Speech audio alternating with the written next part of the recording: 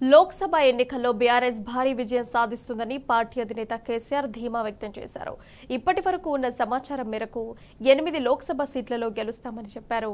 ఇక దీనిపై మరింత సమాచారం మా ప్రతినిధి వంశీ లైవ్ ద్వారా అందిస్తారు. వంశీ, చెప్పండి, అప్డేట్స్ ఏంటి? పార్లమెంట్ ఎన్నికల్లో ఈసారి బీఆర్ఎస్ పార్టీ అత్యధిక మెజార్టీ తోటి అత్యధిక సీట్లను గెలవబోతుందని కూడా బీఆర్ఎస్ పార్టీ అధినేత కేసీఆర్ సమావేశంలో చెప్పినటువంటి పరిస్థితి కూడా మనం చూస్తూ ఉన్నాము. దీనికి తగ్గట్టే మనం నిన్న కూడా చూస్తాము, సిపాక్ సర్వే కూడా స్పష్టం చేసినటువంటి పరిస్థితి మనకు కనపడుతూ ఉంది. ఖచ్చితంగా 8 సీట్లు ప్రస్తుతం ఇప్పుడు ఎలక్షన్స్ జరిగితే మాత్రం ఖచ్చితంగా 8 సీట్లను బీఆర్ఎస్ పార్టీ గెలవబోతుందని కూడా వారు చెప్పినటువంటి పరిస్థితి కూడా మనం చూస్తూ ఉన్నాము. దీంతో పాటుగా ఈరోజు జరిగినటువంటి సమావేశానికి సంబంధించి చూస్తే మాత్రం బీఆర్ఎస్ పార్టీ అభ్యర్థులకు కావచ్చు, ఎంపీ అభ్యర్థులకు కావచ్చు, దాంతోపాటుగా ఏదైతే ఎమ్మెల్యేలు కావచ్చు, మాజీ మంత్రులు కావచ్చు, ఎమ్మెల్సీలు, మాజీ ఎమ్మెల్సీలు వీరందరికీ కూడా బీఆర్ఎస్ పార్టీ ముఖ్య నాయకులకు వీరందరికీ కూడా దిశానిర్దేశం చేసినటువంటి పరిస్థితి కూడా మనం చూస్తూ ఉన్నాము. పార్లమెంట్ ఎన్నికల్లో ఎలాంటి వ్యూహంతో వెళ్ళాలనే అంశానికి సంబంధించి కావచ్చు, దాంతోపాటుగా అటు ఏదైతే బస్ యాత్రకి సంబంధించి కూడా ఎలాంటి వ్యూహంతో ప్రణాళికతోటి ముందుకు వెళ్ళాలనే అంశానికి సంబంధించి కూడా అటు క్యాడర్కి దిశానిర్దేశం చేసినటువంటి పరిస్థితి మనం చూడొచ్చు. ప్రజెంట్ మనతో పాటు హైదరాబాద్ అభ్యర్థి గడ్డం శ్రీనివాస్ యాదవ్ మనతో పాటు ఉన్నారు. వారితో కూడా మాట్లాడించే ప్రయత్నం చేద్దాం. చెప్పండి, ప్రధానంగా ఎలాంటి దిశానిర్దేశం మీకు చేయడం జరిగింది? బీఆర్ఎస్ పార్టీ అధినేత ఈ పార్లమెంట్ ఎన్నికల్లో ఎలాంటి వ్యూహంతో ముందుకు వెళ్ళాలని చెప్పారు? ప్రచార సరళికి సంబంధించి కూడా మీకు ఎలాంటి ఆదేశాలు ఇవ్వడం జరిగింది? ఇవాళ కేసీఆర్ గారు 2 గంటలు మాకు దిశానిర్దేశం చేసారు.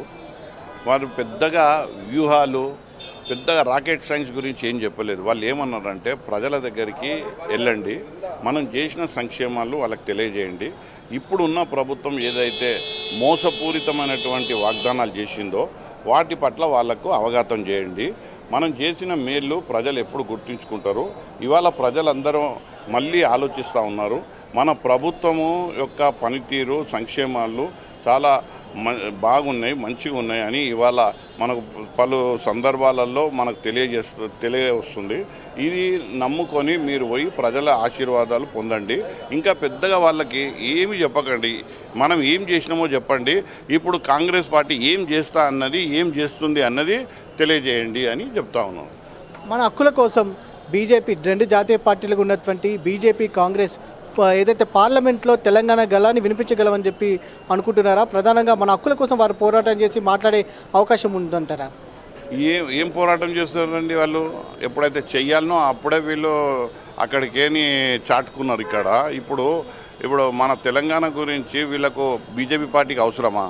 ఈ నేషనల్ పార్టీలైనా బీజేపీకి అవసరం లేదు, కాంగ్రెస్కి అవసరం లేదు. ఇవాళ మన పార్టీ పుట్టిందే తెలంగాణ నినాదం మీద, తెలంగాణ యొక్క అస్తిత్వం మీద ఇవాళ మన పార్టీ పుట్టింది.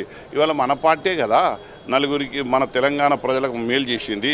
ఈ పార్టీ జాతీయ పార్టీలో వీళ్ళంతా మొత్తం జాతీయ స్థాయిలో వీళ్ళ ఆలోచనలు, వాళ్ళు ఓట్లు దండుకోవాలి, వేరే రాష్ట్రాలకు జాతీయ స్థాయిలో వాళ్ళ సేవలు అందించాలి. అంతేగాని మన తెలంగాణ చూసింది కాంగ్రెస్ కాదు, బీజేపీ కాదు. ఇవన్నీ 2 మోసపూరితమైనటువంటి పార్టీలు. ఇవి తెలంగాణకు తీవ్రంగా గతంలో నష్టం చేసిన పార్టీలు.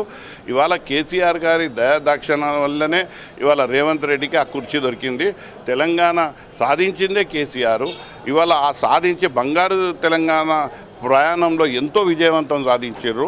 ఇవాళ అన్ని బూటకం మాటలు చెప్పి ఏదైతే 6 గ్యారంటీలు 1 గ్యారంటీ చేసినామని చెప్పుకొని 5 గ్యారంటీలకు పంగనామాలు పెట్టి కేవలం మాటల గారడీ చేసి ఒక ఫూబియాను, ఒక వాతావరణాన్ని సృష్టించే పని రేవంత్ రెడ్డి చేసి అధికారంలోకి వచ్చిండు. ఈ 4 నెలల లోపల దేశంలో ఏ పార్టీ మొన్నటికి మొన్న విజయం సాధించి మళ్ళీ ఇంత డీలా పడిపోయిన దాఖలాలు లేవు. అది ఏదైనా ఉంది అని అంటే కాంగ్రెస్ పార్టీ. ఇంత తొందరగా వాళ్ళ గ్రాఫ్ పడిపోవడం అనేది ఇవాళ ప్రజలందరూ గమనిస్తూ ఉన్నారు. ఇలాంటి పరిస్థితి బీఆర్ఎస్కి మాకు ఎంతో కలిసి వస్తుందని మేము భావిస్తూ ఉన్నాం. మొత్తం మీద అటు పార్లమెంట్ ఎన్నికల్లో ఖచ్చితంగా బీఆర్ఎస్ పార్టీ భారీ విజయం సాధించబోతుందని కూడా చెప్తా ఉన్నారు. ప్రజెంట్ గత 4 నెలల కాలంలోనే కాంగ్రెస్ పార్టీ పైన ఇంత వ్యతిరేకత అనేది చూడలేదని కూడా చెప్తా ఉన్నారు. 3 నెలల్లోనే కాంగ్రెస్ పార్టీ డీలా పడిపోయిందని కూడా చెప్తా ఉన్నారు. ప్రజెంట్ రానున్నటువంటి పార్లమెంట్ ఎన్నికల్లో బీఆర్ఎస్ పార్టీ అత్యధిక సీట్లు గెలవబోతుందని కూడా వారు చెప్పినటువంటి పరిస్థితి మనం చూడొచ్చు. Over to studio.